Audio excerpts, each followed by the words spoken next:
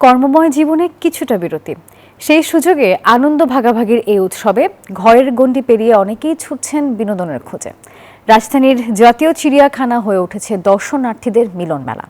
বাচ্চাদের বাঁধ ভাঙা উল্লাস, পরিবার পরিজন আর প্রিয়জনের সঙ্গে সময় কাটাতে সেখানে ভিড় করছেন হাজারো মানুষ।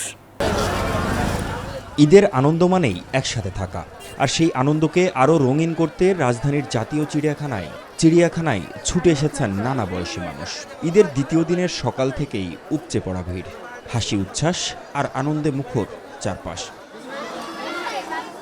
খাঁচায় বন্দি বাঘ, সিংহ, হরিণ কিংবা বানর, প্রতিটি প্রাণী ঘিরেই দর্শনার্থীদের আগ্রহ। ময়ূরের পেখম তোলা নাচ কিংবা জিরাফের অবাক করা উচ্চতা, সবকিছুই যেন নতুন করে মুগ্ধ করেছে সবাইকে। সবচেয়ে বেশি উচ্ছ্বাস চোখে পড়ে শিশুদের মাঝে। পশু পাখি দেখে তাদের আনন্দ যেন বাঁধ ভাঙা, কখনো হাততালি, কখনো বিস্ময়ে চিৎকার। পুরো চিড়িয়াখানা জুড়ে যেন শিশুদেরই রাজত্ব। হাতি, ঘোড়া, বাঘ, সিংহ এইসব দেখবো, ভালো লাগছে। সবারই ভালো কাটুক।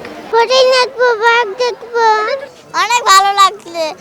আর বড় জিরাফ দেখেছি, ঘোড়া দেখেছি, বাঘ, হরিণ, তারপরে সাপ, কুমির, এটা দেখছি, মজা লাগছে।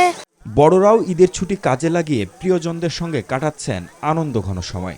ব্যস্ত জীবনের ফাঁকে এই সামান্য অবসর যেন এনে দিয়েছে স্বস্তির নিঃশ্বাস। আমাদের খুব সীমিত ছুটি, এর জন্যই হচ্ছে আজকের দিনটা আসা। ছোট বাচ্চাদেরকে নিয়ে, ফ্যামিলি নিয়ে বের হব, একসাথে ঘুরবো, এতটুকুই আনন্দ করব।